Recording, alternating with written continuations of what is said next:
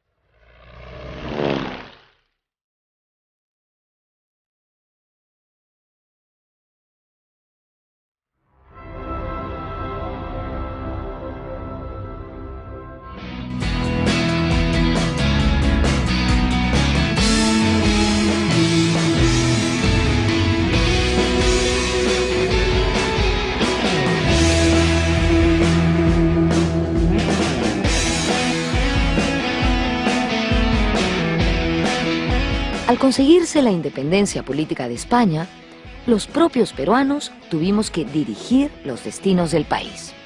Fue en 1821 cuando se proclamó la independencia del Perú y se formó el primer tipo de gobierno soberano. Este gobierno se llamó el Protectorado y fue dirigido por José de San Martín, aunque conviene aclarar que su dominio se circunscribió a la costa norte y Lima. En la sierra y el sur, los realistas permanecieron hasta 1824.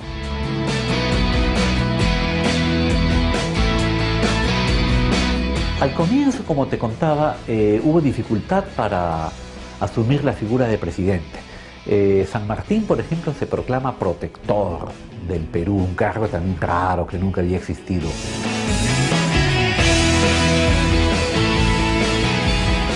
El protectorado decretó la abolición del tributo indígena, pero esta medida no se pudo aplicar.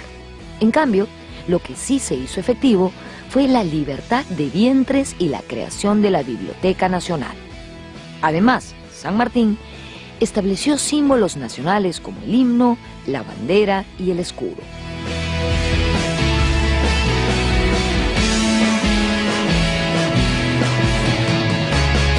La expedición libertadora que viene con San Martín y instaura este proyecto político que yo creo que es el primer proyecto político, digamos, de la historia contemporánea, que es el protectorado. ¿Qué lugar cumple Bernardo de Monteagudo en el protectorado? Él es el ideólogo, él es el primer ministro de San Martín y lo interesante de Monteagudo es que es un político profesional. Él se ha hecho en la revolución. Él comienza la revolución en 1810 en Argentina, bueno, lo que es ahora Argentina. En 10 años él descubre que lo que hay que hacer es estabilizar la revolución, domesticar la revolución y crear un gobierno estable. O sea, alguien que fue, digamos, un radical, un trosco. En 1810 y en 1821 o 22 en el Perú descubre que eso no es suficiente para construir Estado y ahora hay que olvidarse de la revolución y hay que construir instituciones, ¿no?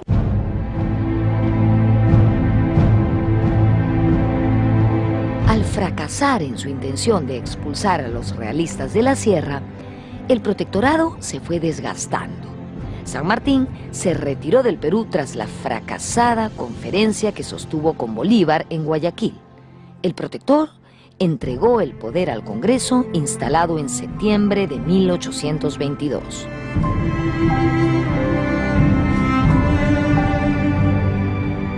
Bueno, San Martín pues es una figura más bien trágica, ¿no? O sea, digamos, es el general triunfante, ¿no? Que no puede hacer política.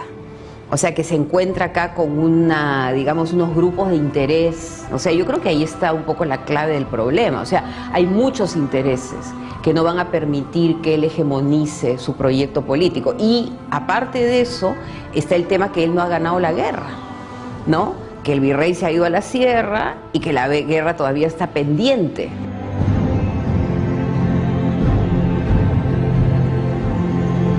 Decepcionado de la política en Hispanoamérica, San Martín se fue a Europa.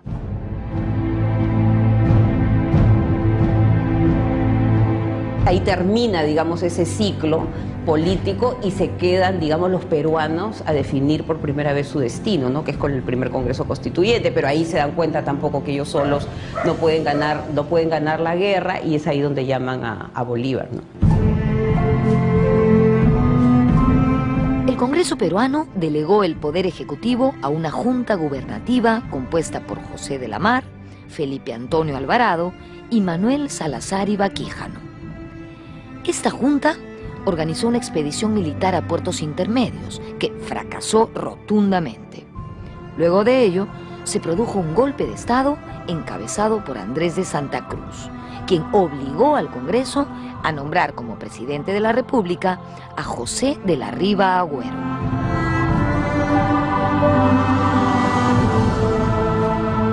Se creó un triunvirato, una especie de presidencia de tres cabezas, hasta que viene el motín de Balconcillo, y ahí es que tenemos a nuestro primer presidente, pero por golpe de Estado, es decir, la carrera de la República empieza de esa manera, con un golpe de Estado.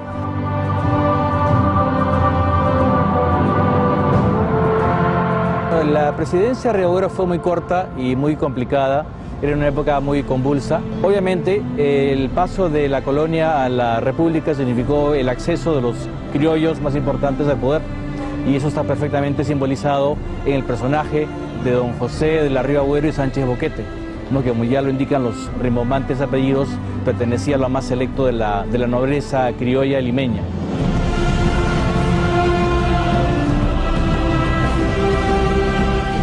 En 1823, el gobierno de Riva Agüero solicitó un préstamo a Gran Bretaña y organizó una segunda expedición para expulsar a los españoles de la sierra. Esta expedición se embarcó rumbo al sur al mando de Andrés de Santa Cruz. Una vez más, la derrota fue total. Los realistas volvieron a ocupar Lima y el presidente Riva Agüero y parte del Congreso se refugiaron en los castillos del Real Felipe.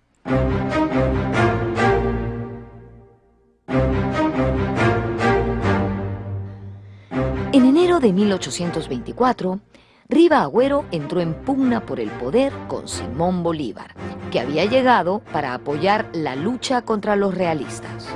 Al primer presidente del Perú no le quedó mejor opción que partir al exilio a Europa.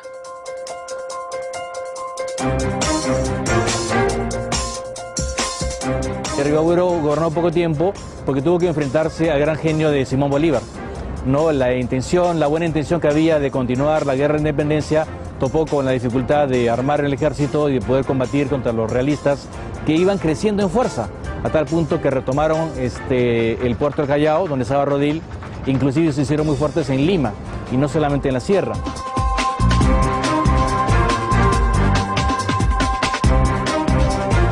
La anarquía se generalizó. El Congreso se dividió. Una facción nombró presidente al marqués de Torre Tagle. Sin la capacidad necesaria para concluir la lucha contra los realistas, la autoridad de Torre Tagle pronto entró en entredicho. El hombre idóneo para asumir el mando y liderar la lucha contra el virrey del Perú volvía a ser un extranjero, Simón Bolívar.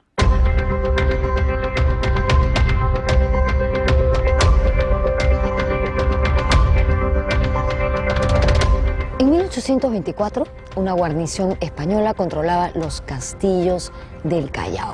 Eran tiempos difíciles para la causa libertadora. El presidente Bernardo de Tagle estaba además en conflicto con Bolívar, que se hizo proclamar dictador y lo depuso de su cargo.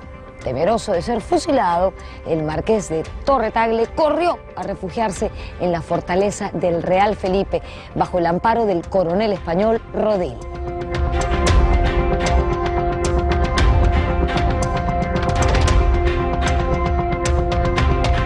En febrero de 1824, el Congreso canceló la autoridad de Bernardo Tagle, el marqués de Torre Tagle, suspendió la Constitución de 1823 y le entregó los poderes del Estado a Simón Bolívar. Simón Bolívar, al frente del gobierno, de hecho, dirigió el final de la campaña libertadora.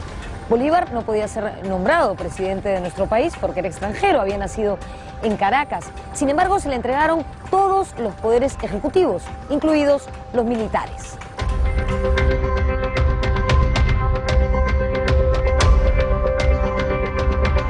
En el libreto republicano existe un espacio para la dictadura y ahí es donde viene Bolívar. Él es un militar, pero también es un republicano, ¿no? Entonces la idea de que él se engancha con esta teoría en la cual hay un ciudadano armado y hay un tema de la ciudadanía armada. Entonces acá es donde yo creo que en el Perú finalmente llega la idea que justifica al caudillo militar.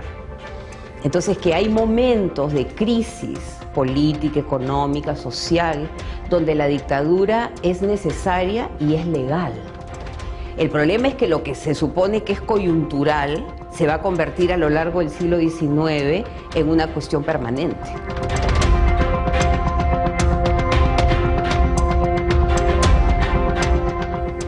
Luego del triunfo en las batallas de Junín y Ayacucho, los patriotas sitiaron los castillos del Callao. La numerosa población civil y militar que se encontraba hacinada en estos lugares comenzó a sufrir enfermedades y a padecer hambre.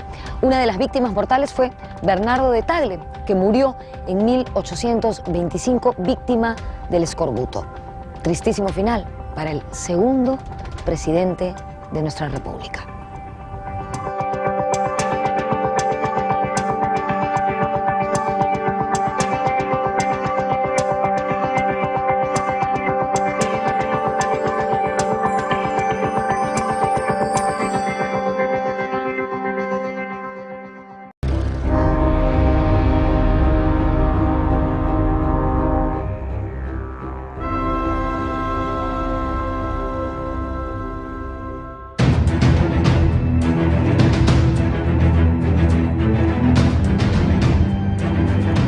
Consolidada la independencia, Bolívar se alejó del Perú en 1826. Ante la partida del venezolano, retornó la figura presidencial a nuestro país. Los siguientes mandatarios fueron militares veteranos de las campañas de Junín y Ayacucho.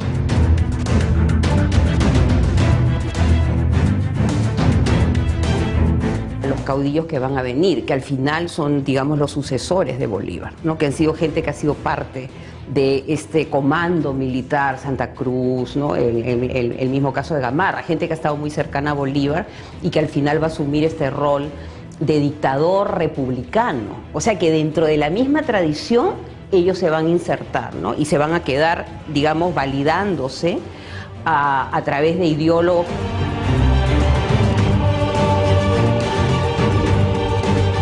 Bueno, el Perú tuvo que acostumbrarse a la figura de presidentes que no habíamos tenido antes, ¿no? Habíamos sido gobernados por virreyes, antes por incas, que eran como figuras más bien monárquicas, que no tenían un periodo definido.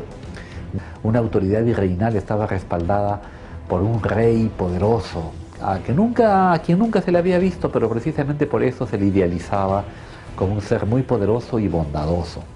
Mientras que el presidente de la República no tenía nada detrás. Por eso no nos debe sorprender que los primeros presidentes hayan sido sobre todo militares, porque ellos en cierta forma sí tenían detrás un cuerpo al cual responder.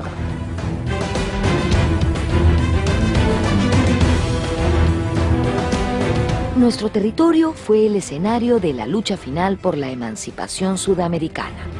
Por ese motivo, los primeros presidentes tuvieron que administrar un país devastado económicamente.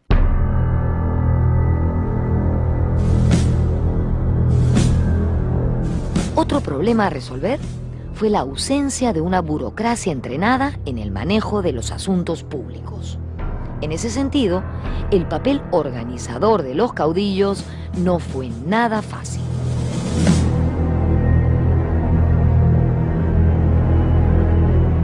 O sea, ¿cuál es la enfermedad de la República? La anarquía. ¿Quién puede contrarrestar la anarquía? Un gobierno fuerte.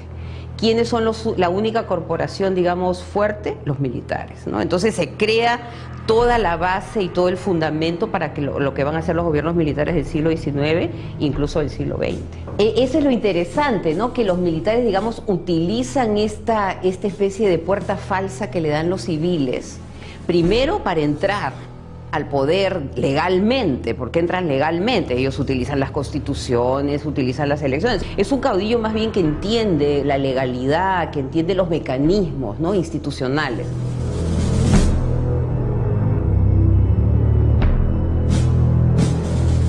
En 1827 asumió el gobierno José de la Mar.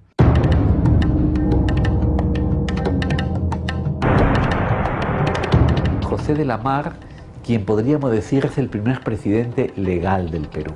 Con la Mar comienza la tradición presidencial en 1827. Pero la Mar era una figura débil relativamente, no tenía la astucia, la malicia. La Mar carecía de esas condiciones. Mientras que Gamarra, por ejemplo, pareció ser más cercano al prototipo de lo que se necesitaba.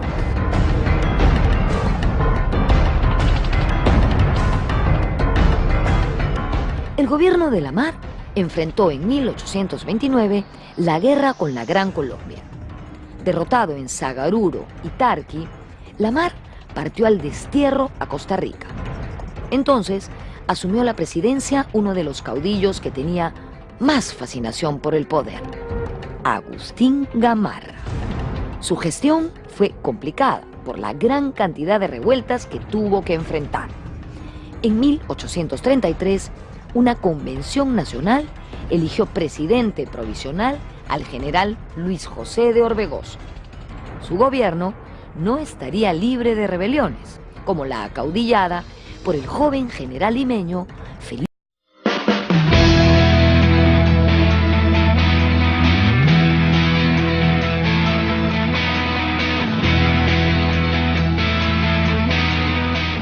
En Sucedió en el Perú siempre intentamos contarles la historia de distintas formas, a través de grandes personajes, de héroes anónimos, de movimientos sociales o políticos importantes, a través de la vida cotidiana, en fin. Hoy, atendiendo el pedido de muchísimos de nuestros seguidores, les vamos a contar una parte de la historia del siglo XIX en nuestro país a partir de sus presidentes. Por supuesto, también hablaremos del contexto social y político donde desarrollaron sus gestiones. Espero que disfruten de este programa. Soy Norma Martínez y esto es Sucedió en el Perú.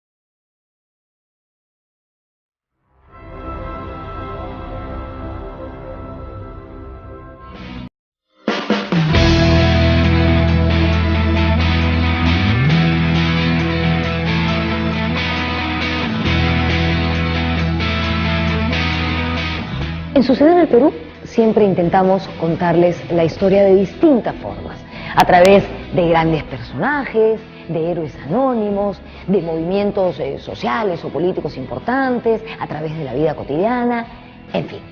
Hoy, atendiendo el pedido de muchísimos de nuestros seguidores, les vamos a contar una parte de la historia del siglo XIX en nuestro país a partir de sus presidentes. Por supuesto, también hablaremos del contexto social y político donde desarrollaron sus gestiones. Espero que disfruten de este programa. Soy Norma Martínez y esto es Sucedió en el Perú.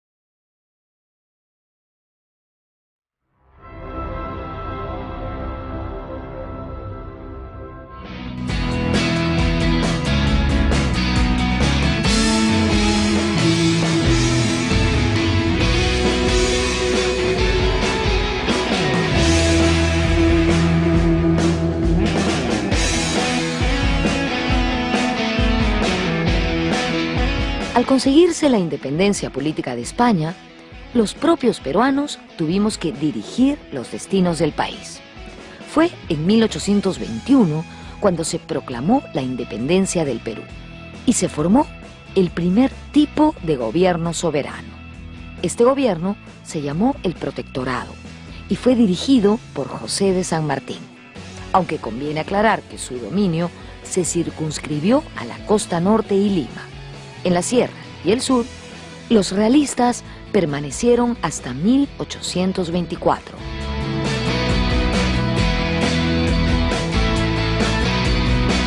Al comienzo, como te contaba, hubo dificultad para asumir la figura de presidente. San Martín, por ejemplo, se proclama protector del Perú, un cargo también raro que nunca había existido.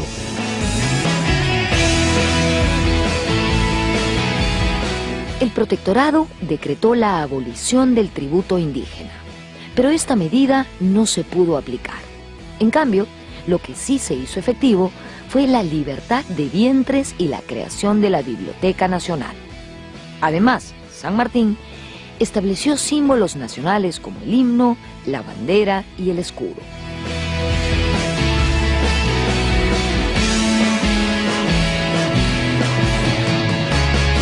La expedición libertadora que viene con San Martín y instaura este proyecto político que yo creo que es el primer proyecto político, digamos, de la historia contemporánea, que es el protectorado. ¿Qué lugar cumple Bernardo de Monteagudo en el protectorado? Él es el ideólogo, él es el primer ministro de San Martín y lo interesante de Monteagudo es que es un político profesional. Él se ha hecho en la revolución. Él comienza la revolución en 1810 en Argentina, bueno, lo que es ahora Argentina. En 10 años él descubre que lo que hay que hacer es estabilizar la revolución, domesticar la revolución y crear un gobierno estable. O sea, alguien que fue, digamos, un radical, un trotsko. En 1810 y en 1821 o 22 en el Perú descubre que eso no es suficiente para construir Estado y ahora hay que olvidarse de la revolución y hay que construir instituciones, ¿no?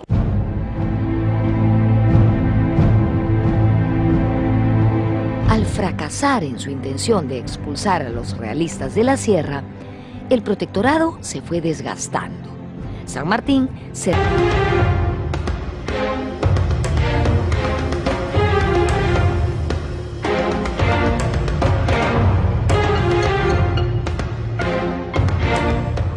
Aquí, en lo que es hoy la Plaza San Martín, estuvo la estación del primer ferrocarril del Perú, el Lima-Callao, que también fue el primero en Sudamérica.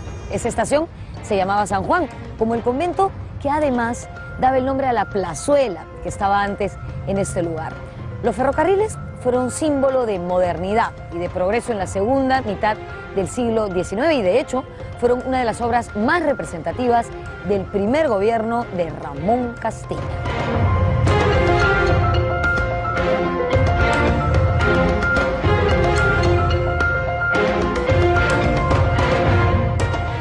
El ferrocarril fue inaugurado el 5 de abril de 1851. Ramón Castilla pudo hacer estas obras de gran envergadura como los ferrocarriles o la penitenciaría de Lima, aprovechando el dinero que llegó al fisco producto de la venta del guano en mercados europeos.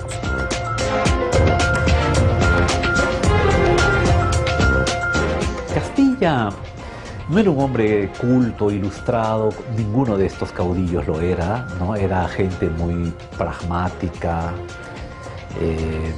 hay una tradición de presidentes así también, pero Castilla tenía un buen olfato para saber rodearse de buenos asesores. Él es el quien, por ejemplo, jala a Ricardo Palma, la administración pública, a Manuel Atanasio Fuentes, y se rodea pues de una especie de un gabinete de sabios que lo van a asesorar eficazmente para la tarea del gobierno.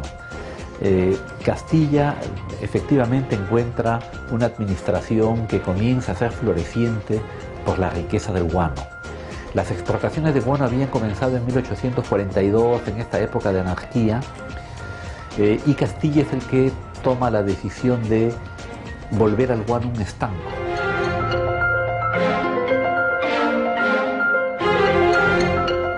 El primer gobierno de Castilla duró entre 1845 y 1851. En las nuevas elecciones presidenciales triunfó el candidato oficial José Rufino Echenique. Echenique continuó con el pago de la deuda interna, pero ante la sospecha de actos de corrupción y adulteraciones en los montos, creció el descontento popular contra él. Fue así que en 1854 Castilla decidió liderar una rebelión contra Echenique. Durante este conflicto fue nombrado presidente provisorio. A inicios de 1855, Echenique fue derrotado en la batalla de La Palma.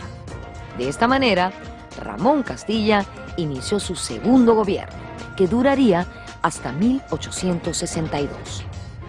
Durante este periodo, se promulgó la Constitución de 1860, gestada por Bartolomé Herrera, y que tendría vigencia hasta 1920. El manejo de los ingresos por la venta de guano volvió a ser fundamental. Castilla decretó la libertad de los esclavos y la anulación del tributo indígena. De esta forma, se favoreció a sectores de la población que habían sido históricamente marginados y explotados. De manera que el presidente comienza a hacer alianzas con diversos sectores y esto le permite estabilizar en cierta forma la política, aunque sobre bases precarias, podríamos decir, porque todas esas alianzas están tejidas sobre la base del dinero del guano.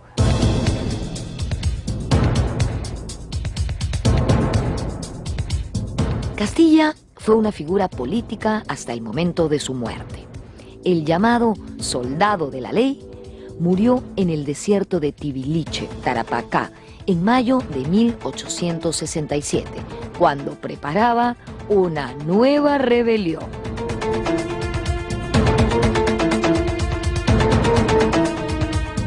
Se muere ahí en Tibiliche, haciéndole la revolución a Prado en su ley, ¿no? Entonces un hombre que es un hombre de a caballo, no sé, que está conectado. Gabriela Chiaramonte tiene un libro muy bueno y tiene este concepto que a mí me parece fundamental, caudillo-pueblo, ¿no? Ella establece esta relación, ¿no es cierto?, que es una relación política muy fuerte entre el militar y los pueblos. Y yo creo que Castilla la tiene, esa relación muy bien establecida con los pueblos de la República.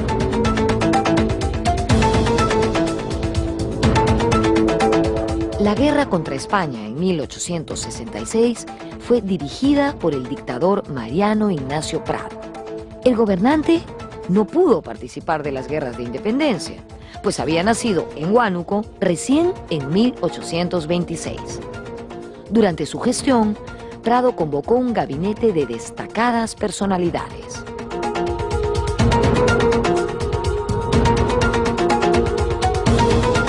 Pero el talento no te garantiza el éxito, ¿no? Se necesitan, digamos, que los astros estén todos en línea, muchos factores tienen que sincronizar para que un país salga adelante.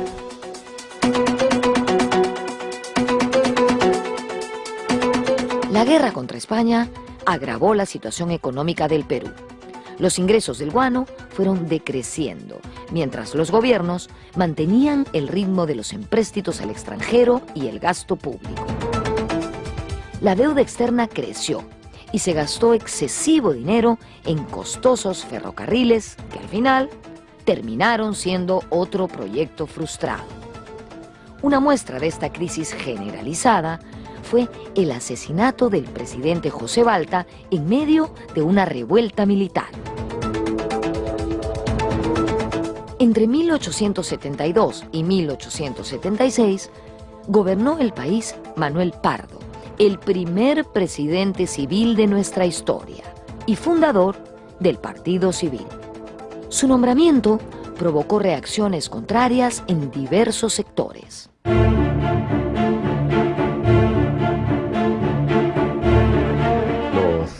El candidato opositor, los que defendían la continuidad de los militares, decían, pero este señor, ¿ante quién va a responder?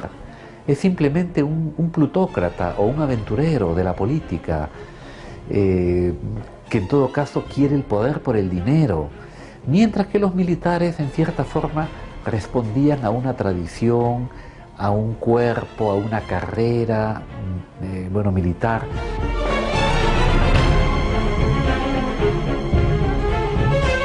Yo creo que lo que hace Pardo diferente del resto, digamos, de los gobiernos anteriores es que tiene estudios. Ha estudiado economía en Francia y ha estudiado filosofía en España. Entonces, digamos, es un presidente que logra dominar el aspecto de las humanidades, porque entiende, digamos, a los clásicos, por eso todo el tema republicano en Pardo, ¿no? Porque él entiende la república clásica. Él es el primero que entiende que a la república hay que construirle un sustento material, ¿no? Y hay que liberarla de la economía del guano. O sea que hay, digamos, y ya se está dando, porque él llega, digamos, cuando ya se está dando un proceso de diversificación económica. O sea, están las haciendas azucareras del norte, hay lana en el sur, está dándose, digamos, todo el tema del salitre. Entonces, ¿cómo diversificar la economía y no tener que depender solamente de un producto?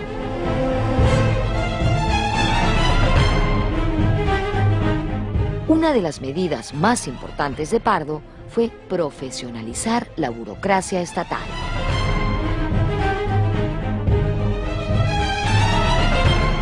Él funda la Escuela de Ciencias Políticas en San Marcos, ¿no? que es de administradores del Estado. O sea, es la primera promoción, digamos, o las primeras promociones de burócratas, digamos, profesionales. Entonces, Pardo entendiendo, digamos, eso. Y yo creo que aparte de eso, burocracias estatales que se basen en el mérito.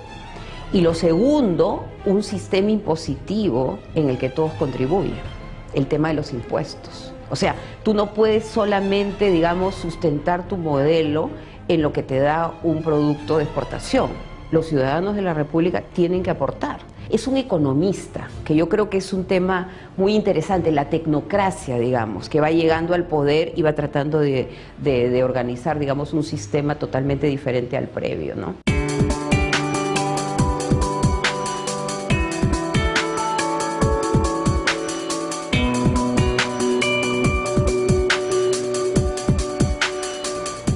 Manuel Pardo y Lavalle fue el primer presidente civil del Perú en el año 1872. Su intento de modernizar al país se topó con un Estado prácticamente en bancarrota, viviendo una tremenda crisis económica agravada por el descenso del precio del guano en los mercados internacionales.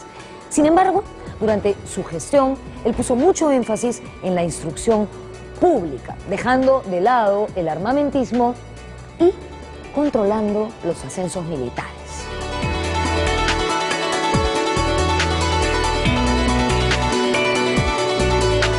Una medida controversial de Pardo fue la firma del Tratado de Alianza Defensiva con Bolivia en 1873. Este tratado secreto sería una de las causas de la guerra de 1879, que enfrentaría al Perú con Chile.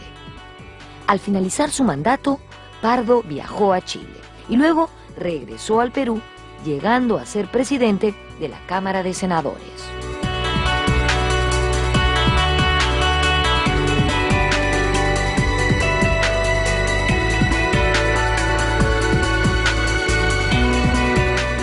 Estoy en el Museo del Congreso y de la Inquisición, donde antes funcionaba la Cámara de Senadores. En este preciso lugar donde me paro ahora mismo, ocurrió uno de los homicidios más relevantes de nuestra historia. Manuel Pardo y Lavalle, que era presidente de la Cámara de Senadores, fue cobardemente asesinado el 16 de noviembre de 1878 por un sargento que al parecer estaba molesto por un asunto de ascensos. Luego de este asesinato tremendo, el Partido Civil quedaba acéfalo y el Perú perdía un gran líder. Todo este asunto tenía las características de un complot.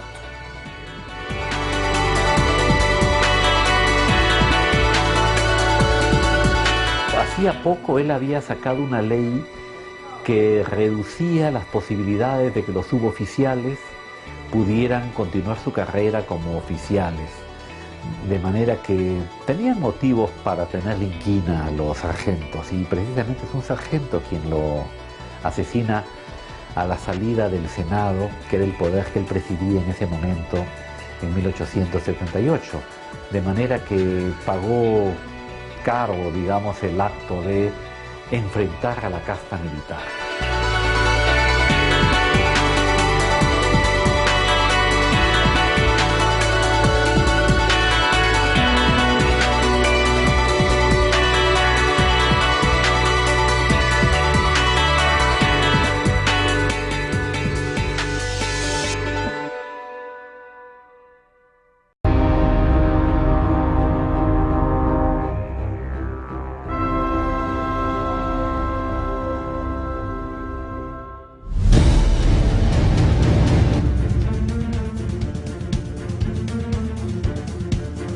En 1879, el Perú entró en guerra con Chile. Los caudillos locales, acostumbrados a luchar entre sí, ahora enfrentaban una gran contienda internacional. Tras la derrota en la campaña de Tarapacá, el presidente Mariano Ignacio Prado viajó al extranjero en busca de armamento. Aprovechando esta situación, en noviembre de 1879, un levantamiento armado colocó en el poder a Nicolás de Piérola, quien fue nombrado jefe supremo de la República.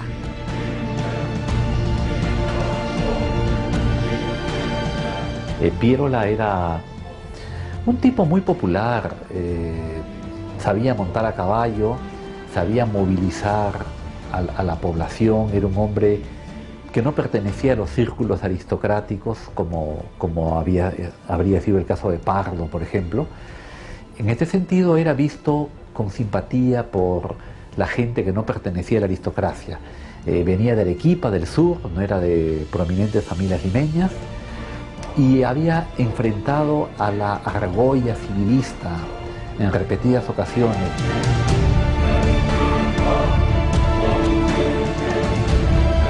En enero de 1881, los chilenos invadieron la capital. Piérola abandonó la ciudad y en un acto cuestionable dejó a disposición del enemigo valiosa información de la administración pública.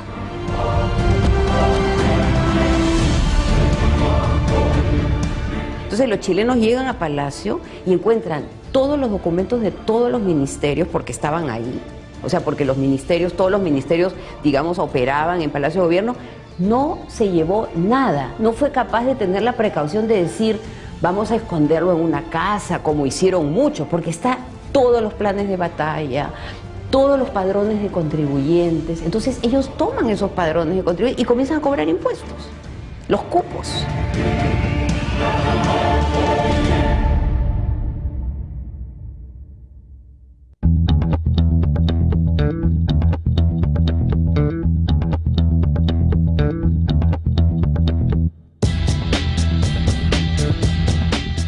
Cuando tuvo lugar la ocupación de Lima, en 1881, una junta de notables eligió a Francisco García Calderón como presidente provisional de nuestro país. Aquí podemos ver a este señor, en este cuadro que está en el depósito de historia del Museo Nacional de Arqueología, Antropología e Historia del Perú.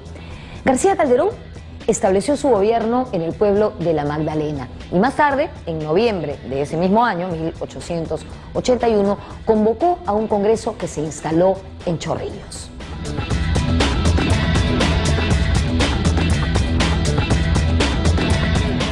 Francisco García Calderón no se amilanó ante las presiones de los chilenos y se negó a firmar la paz cediendo territorios. Por eso fue apresado y enviado a Chile, donde estuvo preso en Valparaíso y Rancagua y solo fue liberado en el año 1883, cuando se firmó la paz.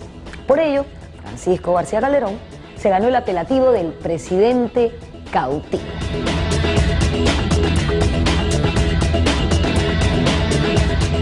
La resistencia continuó en la sierra, donde el general Andrés Avelino Cáceres y sus valientes guerrillas salvaron el honor nacional. Al final, Miguel Iglesias decidió aceptar la paz con cesión territorial.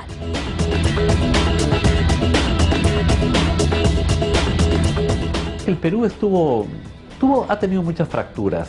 Hasta cierto punto también la ha habido entre la costa y la sierra, entre las ciudades y el campo.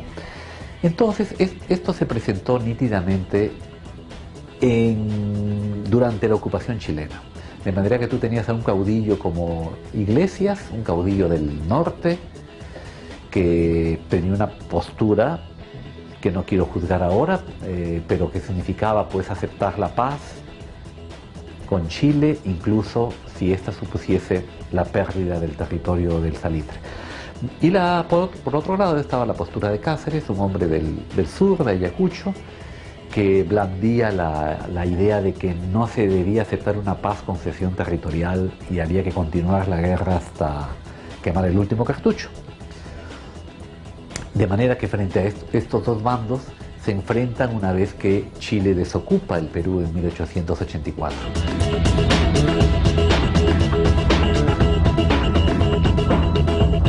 Concluida la guerra y desocupado el territorio nacional, Cáceres inició una lucha contra el gobierno de Iglesias.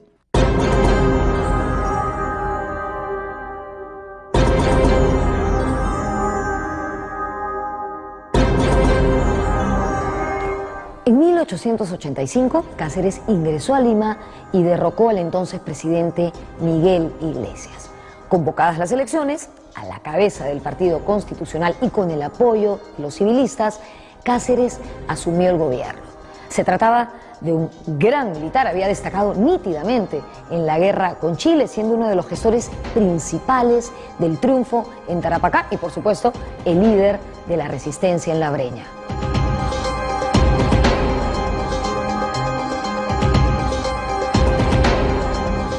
El héroe de la campaña de La Breña se encontró con un país arruinado. Era imprescindible tomar medidas de austeridad y Cáceres decidió para ello reducir la burocracia estatal. También tomó una medida que fue muy controvertida en su momento porque afectaba la soberanía nacional, el contrato Grace. El objetivo de Cáceres con esto era saldar nuestra deuda externa e insertar al Perú dentro del sistema financiero internacional.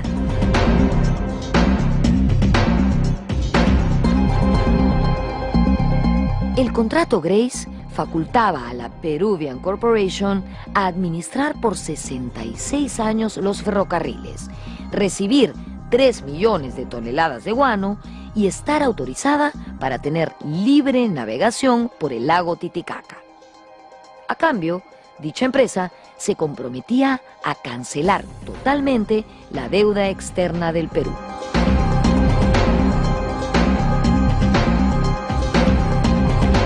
A Cáceres le tocó enfrentar la herencia de la abultada deuda externa que se había contratado en los años previos a la guerra. ¿Cómo pagar esta deuda?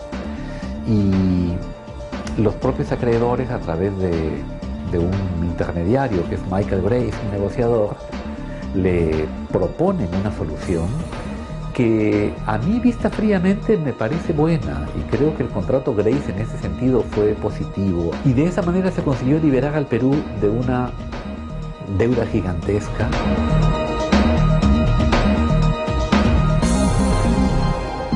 Y a nosotros nos lleva a una reconstrucción nacional que hace de que un muerto resucite, que es el Perú, no ha sido explorado, ¿no? ¿Y qué mecanismos se utilizaron, digamos, para que este país que estaba postrado se convirtiera, digamos, en uno de los países más productivos, con el PBI más alto de principios del siglo XX, ¿no?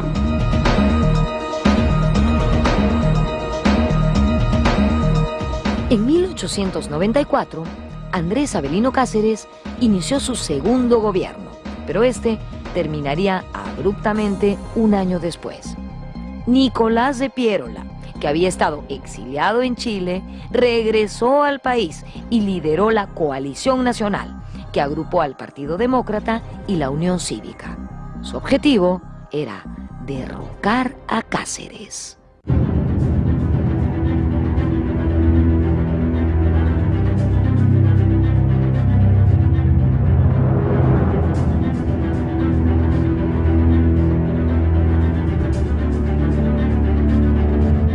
Piérola, llamado el Califa, ingresó pistola en mano a la ciudad de Lima a través de Cocharcas. Nicolás era un caudillo muy carismático. La gente lo quería, tenía gran arraigo popular.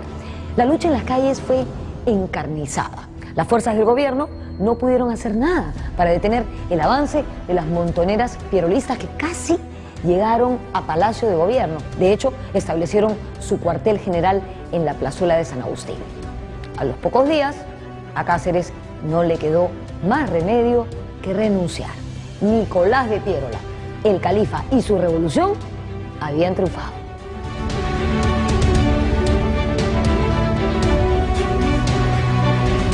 Todas las paradojas que tiene nuestra historia, o sea, el que nos defendió, que es Cáceres, es derrotado por la Coalición Nacional que lidera Piérola. Pero yo creo que acá el punto más importante es que el enfrentamiento se produce justamente con el héroe y el villano, para decir una palabra, digamos, que es un poco fuerte, ¿no? Entonces, se comienza el siglo XX con una especie de cansancio, ¿no? de frustración.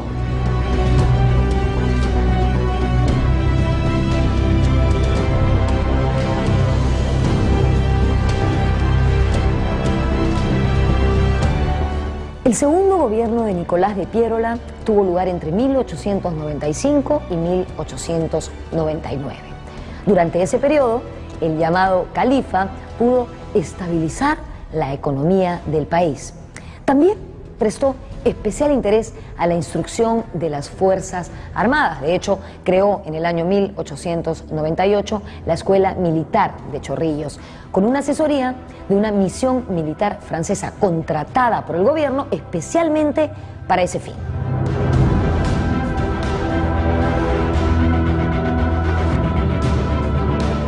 Una vez que se sienta a gobernar, viene pues el tiempo de la tragedia, como te decía, en que tiene que tomar medidas prácticas del día a día, y se da cuenta que tiene que pactar con los civilistas por el control que estos tenían de la economía, sobre todo de los sectores de exportación que se estaban rehaciendo después de la tragedia de la guerra.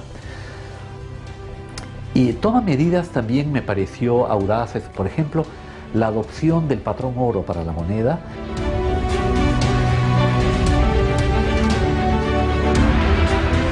La economía peruana se vio favorecida por el interés que despertaba el caucho, riqueza que albergaba nuestra región amazónica. Sin embargo, la gestión de Piérola se caracterizó por la ausencia de un plan de mejora social para las clases necesitadas, obreros e indígenas.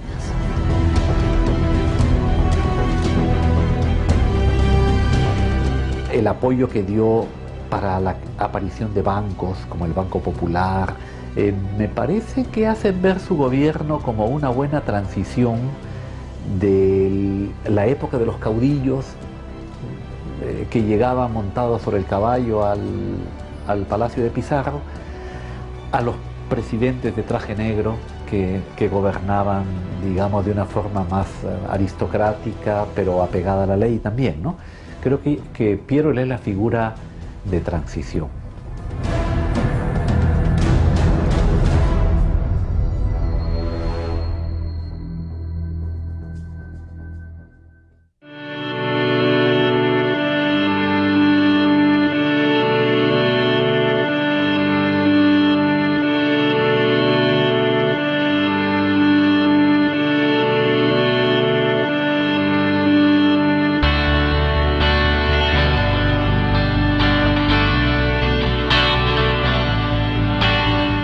Este recorrido por los presidentes del siglo XIX podría dejarnos una sensación poco alentadora. En esa época sufrimos muchos golpes de Estado y tuvimos gran cantidad de presidentes militares. Bueno, éramos un país que recién nacía y que además, luego de la guerra, quedó prácticamente devastado. Basadre dijo que el Perú tenía dos problemas principales: un Estado empírico y un gran abismo social. Por fortuna, tampoco todo fue gris. Hubo importantes intentos de modernizar el país y de trabajar en pro de los menos favorecidos. ¿Qué pasó durante el siglo XX?